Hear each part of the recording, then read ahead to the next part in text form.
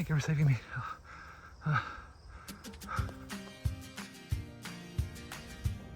How it started and how it's going. Hey everyone, before I jump into the bench work, I just want to pick up where we last left off with the backdrops. Thank you to everyone who watched that video and left a comment. Lots of good ideas came out of it. So the first thing I want to show you is this mishap. Remember this calculated fold? I measured the length for the small wall perfectly so that the backdrop would fit right up snug to the corner. But I didn't take into account the extra needed for the bend. So now I have a gap that I have to fill. Luckily, it's an easy fix. The next thing I want to share is my new improved technique for attaching the backdrop to the foam board. I first laid out the entire backdrop and squared it up with the foam. Then I placed a heavy object on the backdrop so that it wouldn't move. Then I taped the edge down. And last step, add the tape and roll out the red. Wait, let's try it again. Roll out the red carpet. Perfect. This is my best one yet.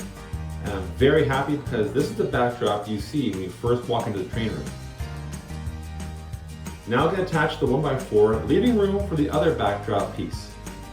This time I made sure to make some mock-ups and really try my best to make sure everything fit. When I first started, I forgot that the foam board was going to add 1/8 of an inch, which is about 0.3 centimeters, Leo. I did some test fitting as well. I need room for the backdrop, a 1x4 on each side, and a piece of foam on each side. Nope, this is too tight. I'll have to trim. Anthony Dodge, the model train outsider, suggested that I use washers with the screws so that the foam doesn't move over time. Great idea, Anthony. Thanks for the tip. Steve from Steve 88 PSAP said that I could bend the foam if I made some cuts. So I decided to try it on some scrap just for fun. Once again, my math has failed me, but with trees and other scenery, it should hide this gap. And here, I caught the new strip that I added and it shifted. I might try and fix this later. And now that all the backdrops are up, I have to build supporting benchwork. Starting with the horizontal studs, joiners, runners. Leave a comment if you know the correct terminology. It slipped my mind. I'm going to drill some holes for the wiring now.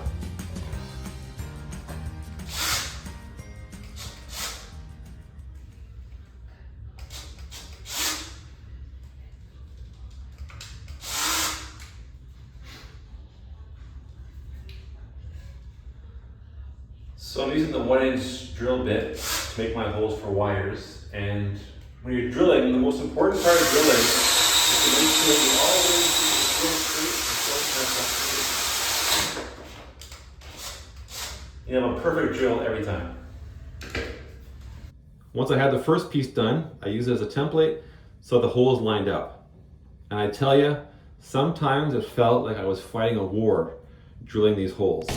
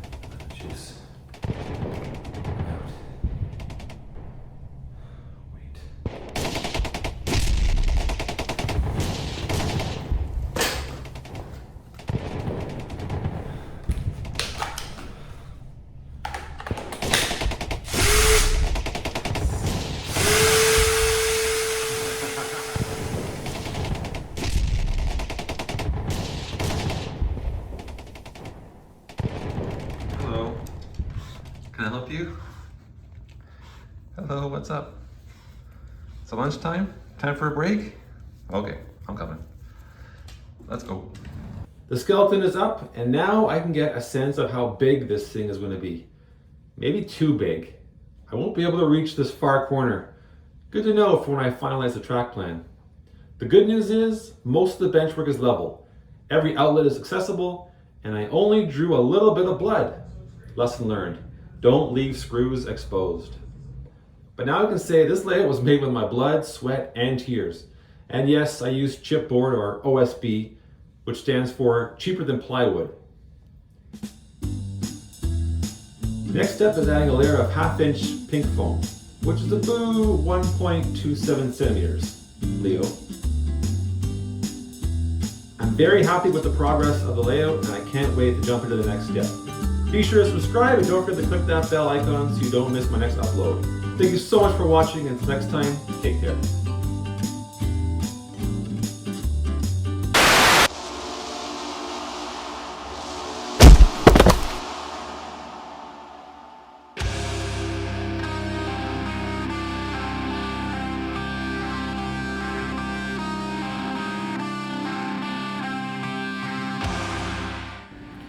Wakey, wakey. Where am I? You have to stop. What? Who are you? Do you know what day it is? You have to stop doing what you're doing. Do you know who I am? My sole mission is to stop model railroaders from changing the norm. What?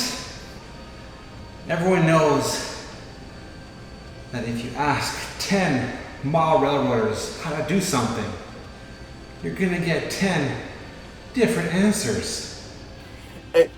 And that's why you have to stop. There should be only one way of doing things.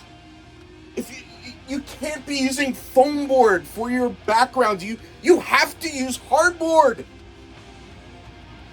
You can't be using cheap wood for your base when everybody else is using plywood.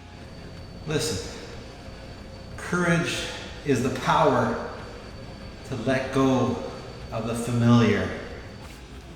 Don't fortune cookie me. I'm so tired of version 4, version 5, version 6. You gotta stick with one thing, no bigger, no better. Stop changing. Okay, tell you what. I promise not to change from HO to N. It's not good enough. I can only release you if you stop the madness. You can either have a duck under or a lift out.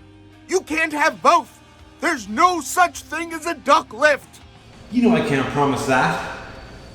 Look, change is scary, but it's necessary. Please, just let me go and give me back my trains.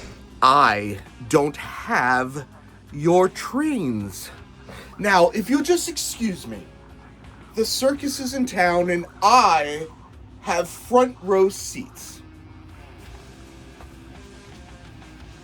Wait! Don't leave me here! Don't leave me!